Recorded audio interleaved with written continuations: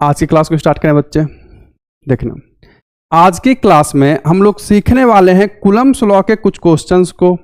पिछले क्लास में हम लोग कूलम्ब्स लॉ को अच्छे से समझे थे, जाने थे कि कूलम्ब्स लॉ के कारण अगर दो पॉइंट चार्ज है हमारे पास तो दोनों पॉइंट चार्ज एक दूसरे पर कितना फोर्स लगाएंगे और लगने वाला फोर्स किन किन फैक्टर्स पर डिपेंड करेगा, ये सब कुछ हम लोग सीखे थे। ठीक ना।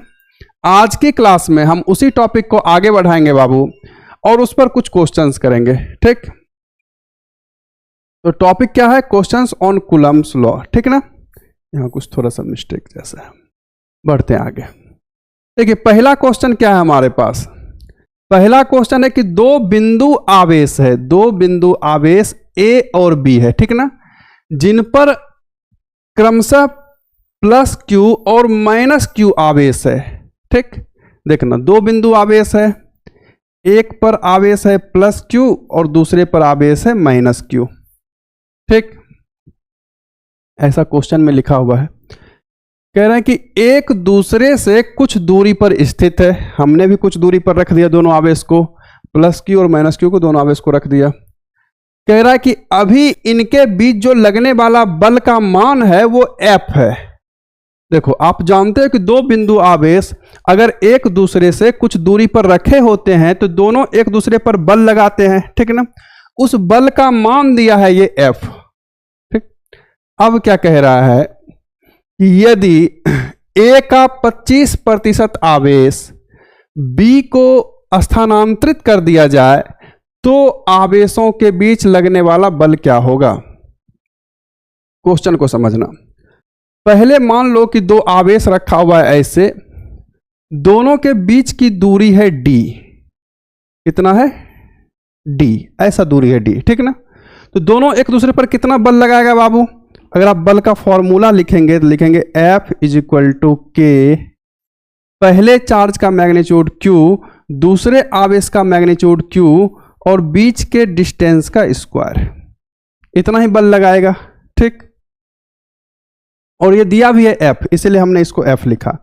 बाद में क्या बोला कि इसका 25% आवेश इससे निकाल के माइनस Q को दे दिया गया है। देखिए 25% का क्या मतलब होता है? 1/4, मतलब Q से Q/4 आवेश, Q/4 आवेश निकाल लिया और माइनस Q को दे दिया। देखो तो इससे अगर आप Q/4 आवेश निकालेंगे तो यहां पर बचेगा कितना? 3Q/4। ठीक, और माइनस Q को दिया है आपने कितना? Q/4, तो आप इसमें ऐड कर दो उतना आवेश, तो कितना हो जाएगा? -Q plus Q/4। इसको सॉल्व करो तो क्या हो जाएगा? -3Q/4। ठीक, देखो इससे Q/4 आवेश निकाला, इसको दे दिया, इससे निकाला तो इसका आवेश घट के 3Q/4 बचा और इसको दिया तो उसमें Q/4 जोड़ दिया, हमने जोड़ा तो आया -3Q/4। ठीक, तो अब नया आवेश हो गया 3Q/4 और -3Q/4।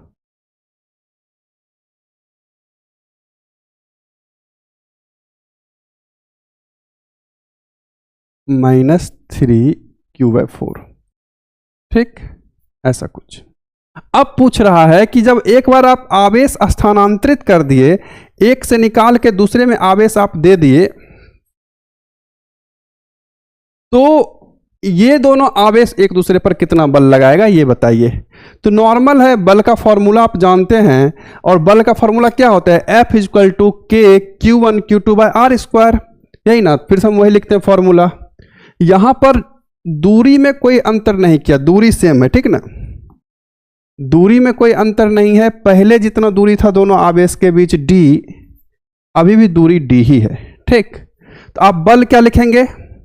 बल को लिखना आप F' से, F'।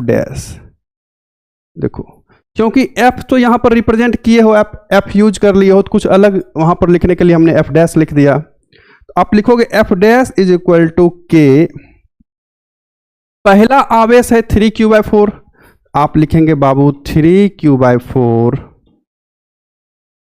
इंटू दूसरा आवेश का मैग्नीट्यूड भी 3Q/4 है। माइनस साइन तो सिर्फ ये बताएगा ना कि ये दोनों एक दूसरे को आकर्षित करेगा। ठीक ना, अनलाइक चार्ज है तो आकर्षित करेगा, लाइक चार्ज है तो रिपेल करेगा, प्रतिकर्षित करेगा। ठीक, तो दूसरे आवेश का भी मान इतना ही है 3q/4। ठीक, और दोनों के बीच के दूरी का स्क्वायर d²।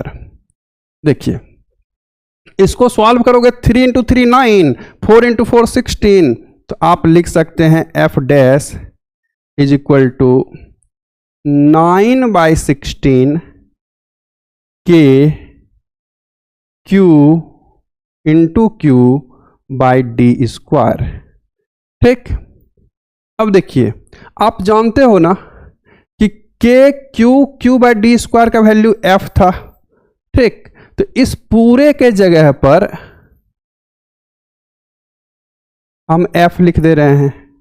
ठीक ना, f dash is equal to 9/16 × f। ठीक, मतलब पुराना फोर्स था F, पुराना बल था F। अब ऐसा करने के बाद 9/16 × f हो जाएगा दोनों के बीच लगने वाला बल। ठीक ना, देखना कोई ऐसा आंसर है, ऑप्शन सी है। समझे बच्चे क्या किया? कुछ नहीं, जो क्वेश्चन बोला वैसा करते चले गए, नॉर्मल न्यूटन कूलम के लॉ का फॉर्मूला लगाते चले गए। ठीक ना, बढ़ते हैं अगले क्वेश्चन की तरफ। इससे पहले एक क्वेश्चन ये कर ले हम, देखिए ये वाला जरा क्वेश्चन पढ़ेंगे आप। मैं आपको क्वेश्चन समझा दूं। क्वेश्चन क्या है कि दो बॉल है ऐसे। ठीक ठीक, दो बॉल है बच्चे, दोनों बॉल के बीच का डिस्टेंस है r। क्या है डिस्टेंस? r। और देखेंगे ये जो डिस्टेंस है ये है y। कितना है? y। समझे? दोनों बॉल का मास भी m है, दोनों पर आवेश है q। ठीक ना, अभी कह रहा है कि दोनों पर आवेश है q, तो दोनों एक दूसरे पर बल लगा रहा होगा, लेकिन दोनों रुका हुआ है, दोनों पर टोटल जो बल है वो 0 के बराबर है, 0 के बराबर है। ठीक ना, इक्विलिब्रियम में है। इक्विलिब्रियम शब्द का मतलब होता है बल का 0 होना, नेट फोर्स का 0 होना। ठीक सुनना, अभी क्या है, दोनों पर नेट फोर्स 0 है। बाद में क्या किया कि ये जो y है उस डिस्टेंस को घटा के y डैश कर दिया, ऐसा फिगर है, ऐसा कर दिया, इसको घटा के y/2 कर दिया। ठीक, समझे? और बाद में जो इसके बीच का डिस्टेंस है वो r डैश है। अभी भी ये जो है वो इक्विलिब्रियम में है, मतलब अभी भी रुका हुआ है, नेट फोर्स 0 है। तो हमसे पूछा है कि इस r डैश का वैल्यू निकालिए इस r के टर्म में। क्वेश्चन समझे पहले आप, इसको हम अगले पेज पे सॉल्व कर रहे हैं। देखिएगा क्वेश्चन क्या है।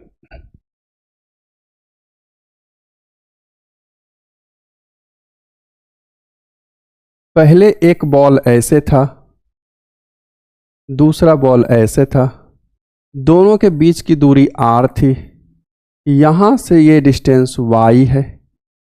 ठीक, इसका मास है m, इसका भी मास है m, और इस पर आवेश है q, इस पर भी आवेश है q। ठीक, बाद में क्या हुआ है बाबू? बाद में बच्चा जी ऐसा कुछ हुआ है कि इसको बीच से जोड़ दिया कुछ ऐसे, और ऐसा डिस्टेंस बना दिया, ऐसा फिगर बना दिया। यहां पर आवेश है q, मास है m, यहां पर भी आवेश है q, मास है m, लेकिन ये जो डिस्टेंस है ना, ये कुछ हो गया है r डैश, ये है वहां r। ठीक, और ये डिस्टेंस घटा के y/2 कर दिया गया है। ठीक, तो हमसे पूछा है, दोनों फिगर जो है इक्विलिब्रियम में है, दोनों में इस आवेश, दोनों आवेश पर लगने वाला कुल बल 0 के बराबर है। तो हमसे पूछा है r डैश और r में क्या संबंध होगा, ये बताइए। ठीक, तो आप कुछ मत करना, क्वेश्चन में क्या बोला है कि नेट फोर्स 0 है, नेट फोर्स 0 है, यही ना। तो जो क्वेश्चन में बोले ना आप उसका बस इस्तेमाल करिएगा। ठीक, ध्यान से देखिएगा, ये कोई बॉल है जिस पर चार्ज है q। आप देखो इस पर कौन कौन फोर्स लगा सकता है, किसी भी ऑब्जेक्ट पर फोर्स कौन कौन लगाते हैं? जो उसका इमीडिएट सराउंडिंग होता है वही उस पर फोर्स लगाता है। जैसे देखो ये बॉल है ना, इस पर फोर्स कौन लगा सकता है? जो इसका इमीडिएट सराउंडिंग होगा, ठीक। इमीडिएट सराउंडिंग शब्द का मतलब होता है कि जो उस बॉल से डायरेक्टली जुड़ा हुआ हो, ठीक ना। एक देखिए, एक तो ग्रेविटी है, ग्रेविटी इस पर फोर्स लगाएगा। ग्रेविटी किधर फोर्स लगाएगा बच्चे? ग्रेविटी फोर्स लगाएगा डाउनवर्ड डायरेक्शन में, कितना? mg के इक्वल, ठीक। अब ये रस्सी से बंधा हुआ है तो रस्सी इसको खींचेगा ऊपर T टेंशन से, ठीक। यहां तक में कोई दिक्कत नहीं। अब देखिएगा, ये वाला आवेश इस आवेश पर बल लगाएगा और ये आवेश इसको इधर धक्का देगा। मान लेते हैं Fe से धक्का दिया, ठीक। अब देखना, चूंकि उस बॉल पर लगने वाला नेट फोर्स 0 है तो फोर्स x डायरेक्शन में भी 0 होगा और y डायरेक्शन में भी 0 होगा। आप पहले x डायरेक्शन के फोर्स को लिखिए। मान लेना ये एंगल है थीटा, हमने अपने मन से लिखा, ये सब इलिमिनेट हो जाएगा क्वेश्चन में। इसको हम ऊपर ले जा रहे हैं ऐसे। अगर ये थीटा है तो ये भी थीटा होगा बाबू। अब देखो, इस टेंशन का कंपोनेंट आएगा इसके लॉन्ग और इस टेंशन का इसके लॉन्ग कंपोनेंट आएगा T cos थीटा। आप पढ़े हैं 11th क्लास में कंपोनेंट लेना। और इस टेंशन का कंपोनेंट आएगा इस लाइन के लॉन्ग, वो आएगा T sin थीटा, ठीक। तो देखो जरा, हम इसको अलग से अगर बनाएं तो एक पॉइंट मास है ऐसे, इसका मास है m। इसी फिगर को बना रहा हूं नीचे। इस पर इधर फोर्स लग रहा है कितना? T sin theta. इधर लग रहा है फोर्स इलेक्ट्रोस्टैटिक फोर्स Fe। नीचे लग रहा है बच्चा जी mg, ग्रेविटी का फोर्स है। और ऊपर लग रहा है T cos थीटा। इतना फोर्स लग रहा है, समझे ना। अब आप कुछ मत करना, चूंकि नेट फोर्स 0 है तो ये वाला फोर्स इसको कैंसिल करेगा, x डायरेक्शन वाला फोर्स x को कैंसिल करेगा और y वाला फोर्स y को कैंसिल करेगा। तो आप लिखेंगे ऐसे T sin theta is equal to Fe, ठीक। और T cos थीटा ये mg के बराबर होगा। जरा देखना ध्यान से, ऊपर लग रहा है T cos थीटा, नीचे लग रहा है mg, तो दोनों एक दूसरे के बराबर होगा तभी तो नेट फोर्स 0 होगा ना। देखना, अगर आप दोनों को डिवाइड कर देते हो ऐसे तो T से T कटा तो tan theta is equal to Fe by mg, ठीक। Fe क्या है? कूलम्स फोर्स है, ठीक ना। देखो, अगर आपको Fe का वैल्यू लिखना है और tan थीटा का वैल्यू लिखना है तो यहां से tan थीटा का आप वैल्यू लिख सकते हैं। tan थीटा क्या होता है? Perpendicular by base. तो परपेंडिकुलर तो यही डिस्टेंस है बाबू, ये टोटल डिस्टेंस है r, तो ये आधा डिस्टेंस कितना होगा? r by 2। आप लिख सकते हैं tan थीटा के बदले में परपेंडिकुलर डिस्टेंस हो गया r बाय 2 और बेस कितना है? y के बराबर है, तो r बाय 2y लिख दे रहा हूं, ठीक। देखिएगा, हम लिख रहे हैं tan थीटा के बदले r by 2y is equal to, अब देखो Fe का वैल्यू भी डाल दे रहा हूं। Fe का वैल्यू क्या हो जाएगा? K Q1 Q2 by r square, electrostatic force है वो, तो आप लिखोगे K Q by r square, नीचे mg है तो mg, ठीक। इसमें कोई दिक्कत है तो पहले आप एक मिनट देख लीजिए। देखिए, क्योंकि हमको r निकालना है तो ऐसे मल्टीप्लाई कर दो तो r टू द पावर 3 हो जाएगा, क्रॉस मल्टीप्लिकेशन, ठीक ना। तो r का वैल्यू आप यहां से लिख लीजिए, ऐसे लिखिए r³ is equal to 2yk Q square by mg। ये इक्वेशन 1 है, ठीक, समझे। वहां से हमने r का वैल्यू निकाल लिया, अब यहां से r डैश का वैल्यू निकाल लेते हैं सेम काम करके। देखो, r डैश का वैल्यू निकालने के लिए आप क्या करोगे? फिर इस पर लगने वाला नेट फोर्स 0। मान लीजिए यहां पर टेंशन आया है T डैश, ये एंगल मान लो आप थीटा है या अल्फा मान लो, वहां थीटा माना तो यहां अल्फा मान लेते हैं, ठीक ना। टेंशन का ऊपर एक कंपोनेंट आएगा टी डैश कॉस अल्फा, और इस डायरेक्शन में कंपोनेंट आएगा टी डैश साइन अल्फा। ठीक, अब ये चार्ज इसको इधर धक्का देगा, उसको फिर लिखेंगे इलेक्ट्रोस्टैटिक फोर्स एफ डैश ई। ठीक, और नीचे एक फोर्स लगेगा एम जी। अगर आप समझ गए तो हम डायरेक्ट लिख रहे हैं यहां से T dash sine alpha is equal to F E, ऐसा लिख रहा हूं टी डैश साइन अल्फा, क्योंकि यहां पर भी नेट फोर्स 0 ही है, तो आप डायरेक्ट लिख सकते हैं T dash sine alpha is equal to F E dash. ठीक, अब देखो ये फोर्स इसके बराबर होगा, तो आप लिखोगे T dash cos alpha is equal to M G. ठीक, अब जरा दोनों को आप डिवाइड कर दोगे यहीं से, ये फिर कटा तो आ जाएगा tan alpha is equal to F E by M G. देखो अब बस फिर वैल्यू डालते हैं, यहां पर टेन अल्फा क्या लिखोगे, ये वाला डिस्टेंस यही होगा इसका परपेंडिकुलर, और यही होगा बेस, ये डिस्टेंस आर डैश बाई 2 होगा, आप लिखना यहां आर डैश बाई 2, और बेस क्या हो जाएगा y बाई 2, y बाई 2, तो ये कटा यहां से, तो इधर लिखोगे इलेक्ट्रोस्टैटिक फोर्स क्या लिखेंगे बाबू,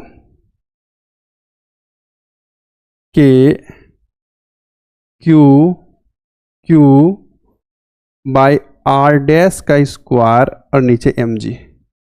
ठीक, अब ध्यान से देखना, फिर इसको सॉल्व करोगे आप तो क्या आ जाएगा, आर डैश का cube is equal to K Q square by M G into Y, ये वाला वाई इधर जाके मल्टीप्लाई होगा, इक्वेशन 2 आप इसको लिखना।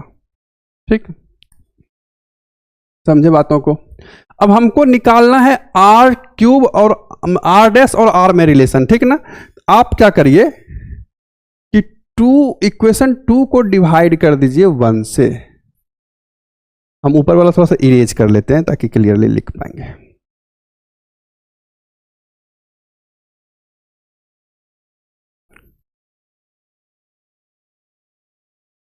ठीक, जैसे ही आप इक्वेशन 2 को डिवाइड करोगे 1 से, तो आप क्या लिखोगे, आर डैश बाई आर का whole cube is equal to, ठीक, देखो ये पूरा क्वांटिटी ऊपर, तो Y K Q square by M जी,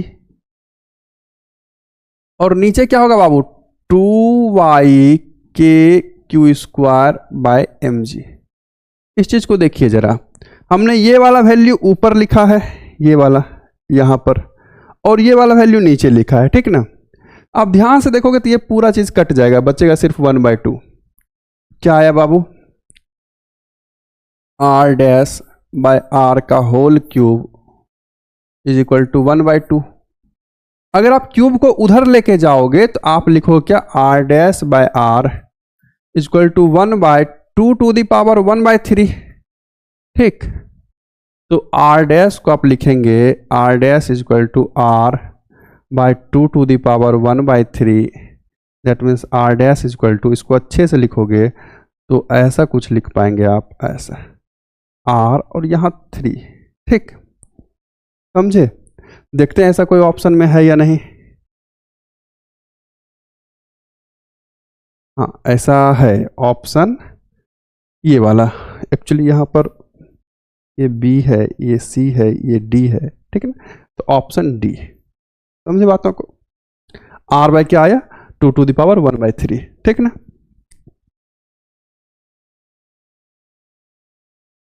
अब देखिए अगला क्वेश्चन क्या है हमारे पास, 2 धनायन है। ठीक है ना, दोनों के बीच की दूरी मान लीजिए d है, दूरी d है, और आवेश q है दोनों पर। ठीक ना, 2 धनायन है, मान लीजिए एक प्लस q आवेश है, दूसरे पर भी प्लस q आवेश है, दोनों के बीच की दूरी है d। ठीक, पूछा क्या है कि यदि इन 2 आयनों के बीच प्रतिकर्षण का बल F है तो प्रत्येक आयन में से कितने इलेक्ट्रॉन लुप्त हैं। ठीक है ना। मतलब इस पर कितना इलेक्ट्रॉन निकाला गया होगा, किसी भी वस्तु से कितना इलेक्ट्रॉन बाहर निकाला गया होगा ताकि उस पर आवेश आया होगा Q, ठीक है ना। तो मान लेते हैं हम कि n इलेक्ट्रॉन निकाला गया है, n इलेक्ट्रॉन निकालोगे तो कितना आवेश आएगा। अगर आप n इलेक्ट्रॉन निकाल देते हैं तो किसी पर आवेश आता है n इंटू ई, ठीक। मतलब n इंटू ई यहां पर रखा हुआ है, n इंटू ई आवेश यहां पर रखा हुआ है, ठीक ना। और दोनों के बीच का डिस्टेंस है d। तो हमसे पूछा है कि इलेक्ट्रॉन का नंबर बताइए, n का मान बताइए, कितना इलेक्ट्रॉन बाहर निकाला गया है। आप नॉर्मल फॉर्मूला लिखना फोर्स का, F इज इक्वल टू के, पहला आवेश Ne इंटू दूसरा आवेश Ne बाय डी का स्क्वायर, ठीक। ऐसे लिखेंगे।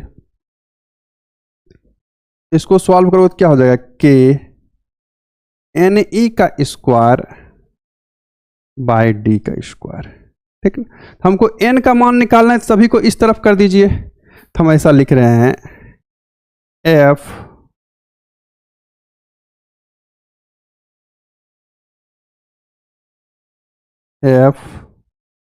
इंटू डी स्क्वायर बाई के इज इक्वल टू Ne का होल स्क्वायर, ठीक ना। आपको अगर Ne पहले निकाल लीजिए तो Ne इज इक्वल टू क्या हो जाएगा, उधर स्क्वायर है तो इधर रूट हो जाएगा, root under F D square by K, ठीक ना। कोई दिक्कत नहीं। E को भी इस तरफ कर लीजिए तो आप लिख सकते हैं ऐसा, और K को भी लिख दे सकता हूं मैं 1/4 पे epsilon not E N is equal to आप लिखिए root under F D square by K E square, ठीक ना। और K का वैल्यू आप जैसे ही डालोगे 1/4 पे एप्सिलॉन नॉट, इस K का वैल्यू ये अपने आप क्या हो जाएगा, n is equal to root under 4 pi epsilon naught F D square नीचे ई स्क्वायर, ठीक। तो देखिए ऐसा कोई है ऑप्शन में, तो लास्ट वाला ऑप्शन तो नहीं है, हाँ सेकेंड वाला ऑप्शन है, 4 pi epsilon naught F D square by D square, ठीक ना। ई स्क्वायर होना चाहिए, गलती से डी स्क्वायर लिखा हुआ है यहाँ पर, हाँ ये वाला ऑप्शन है, ये ऑप्शन करेक्ट है, ठीक है ना।